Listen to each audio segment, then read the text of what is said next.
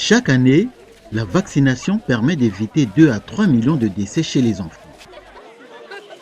Si de remarquables progrès ont été accomplis au cours de ces 10 dernières années, il convient de redoubler d'efforts pour maintenir et accroître ces acquis. Ce chapitre passe en revue les 14 maladies les plus courantes dans la région africaine. Il décrit leurs signes et leurs symptômes, leurs effets et leurs traitements pour vous permettre de mieux appréhender les défis auxquels vous êtes confrontés.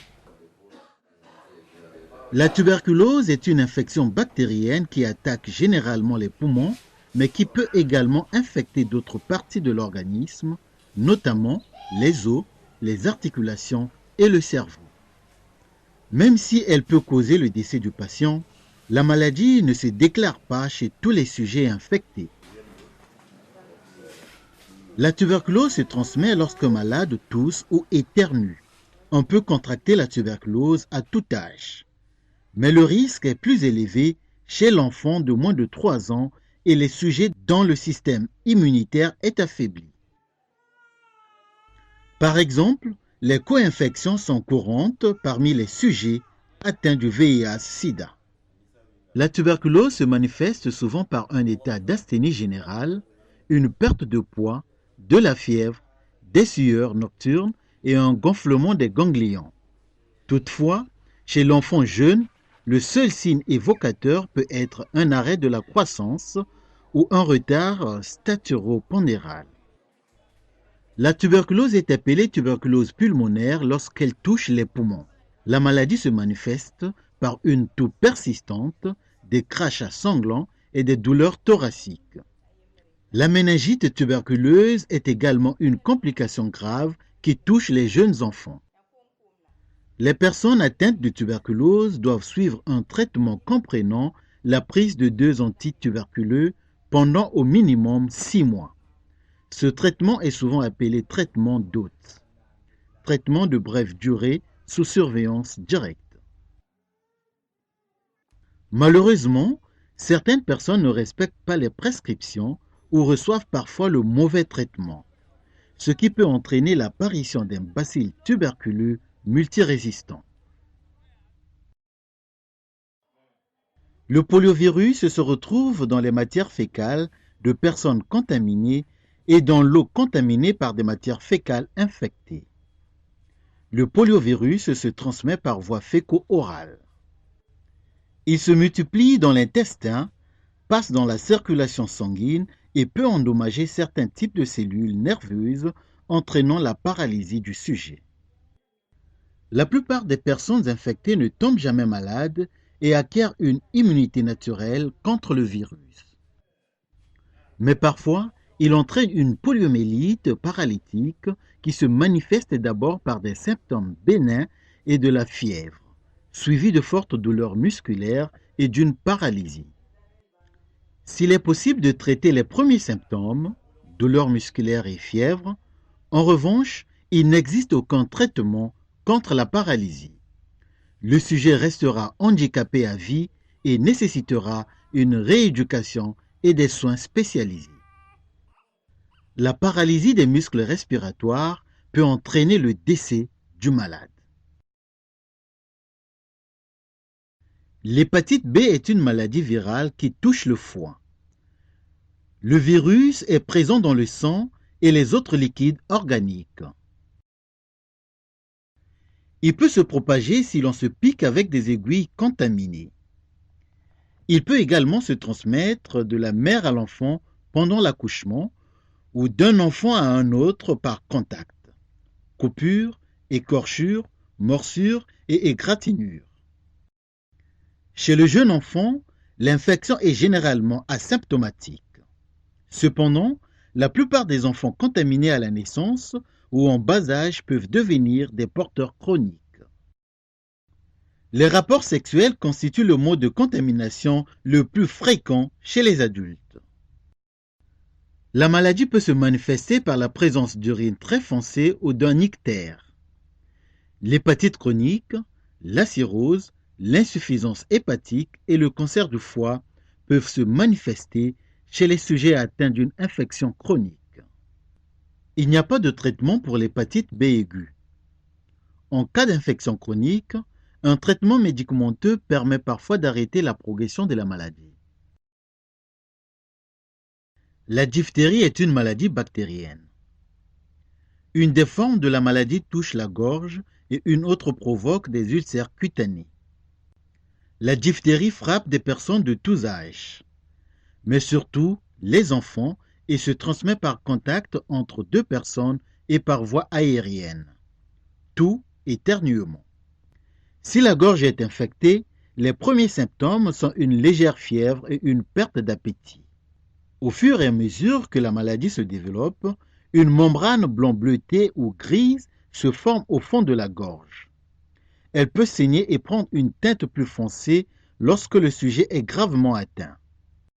Les complications les plus graves de la diphtérie sont un cou enflé et l'obstruction des voies respiratoires qui peut entraîner le décès. Les enfants atteints de diphtérie doivent recevoir de la natoxine diphtérique si elle est disponible, ainsi que des antibiotiques.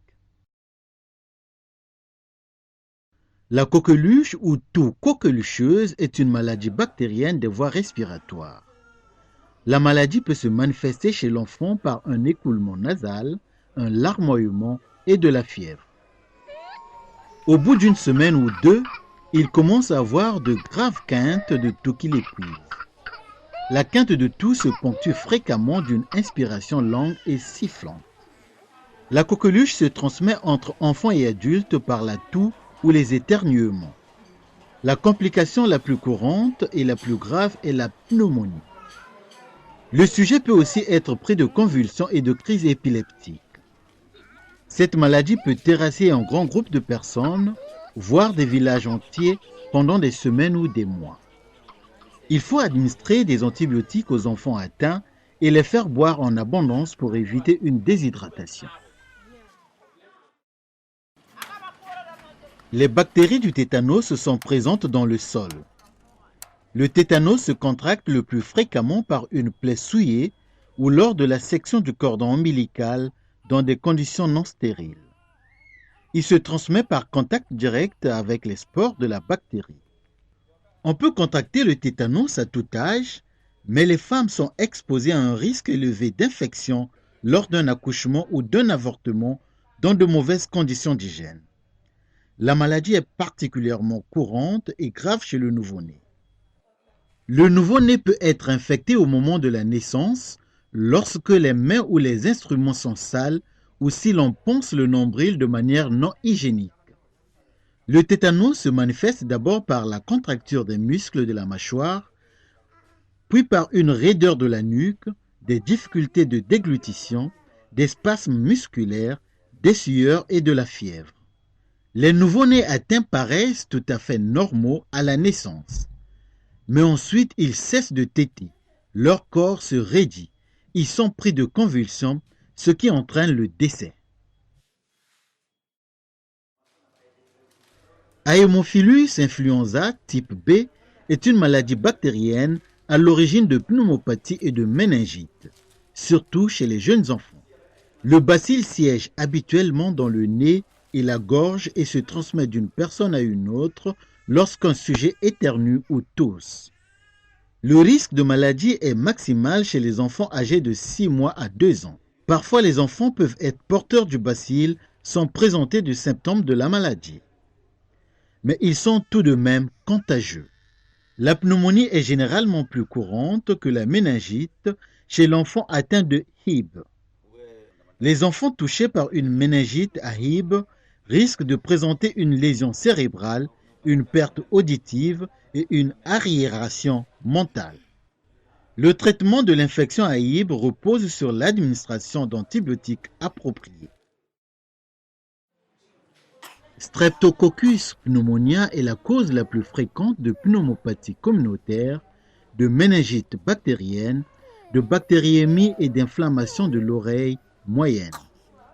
Les patients présentent généralement une fièvre élevée, des frissons et une toux productive. Les enfants âgés de 1 mois à 5 ans sont les plus exposés au risque de maladie, et ceux de moins de 2 ans courent le plus grand risque d'être gravement atteints par la maladie, surtout s'ils n'ont pas été allaités.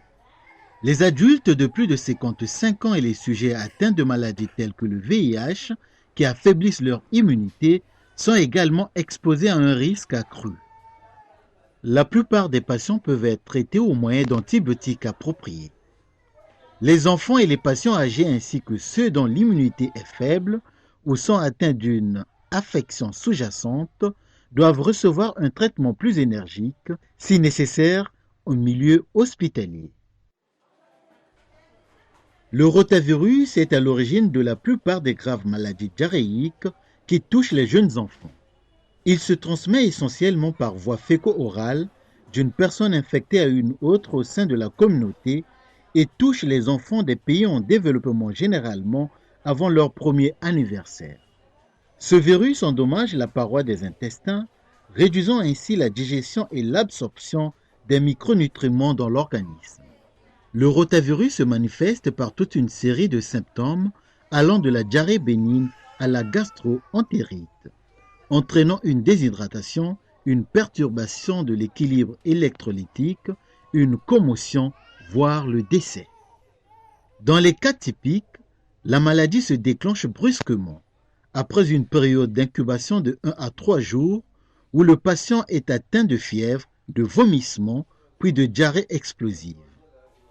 Les symptômes gastro-intestinaux disparaissent normalement au bout de 3 à 7 jours, mais peuvent persister pendant 2 à 3 semaines. Il n'existe aucune thérapie antivirale. Par conséquent, un traitement de soutien est prescrit avec l'administration de sels de réhydratation orale afin de compenser la perte des liquides. La rougeole est causée par un virus extrêmement contagieux qui est à l'origine d'épidémies. Elle peut entraîner des complications graves telles que des pneumopathies, une cécité, une encéphalite, voire le décès. C'est la raison pour laquelle il est si important de vacciner contre la rougeole. La rougeole se propage par la toux, les éternuements ou le contact avec une personne contaminée. L'infection se manifeste d'abord par les symptômes suivants: toux, écoulement nasal, yeux rouges et larmoiement, petits points blancs sur la face interne des joues. Au bout de quelques jours, une éruption cutanée apparaît sur le visage et le haut du cou, puis s'étend au reste du corps, jusqu'aux mains et aux pieds. Elle dure environ 5 jours. Les enfants de moins de 5 ans malnutris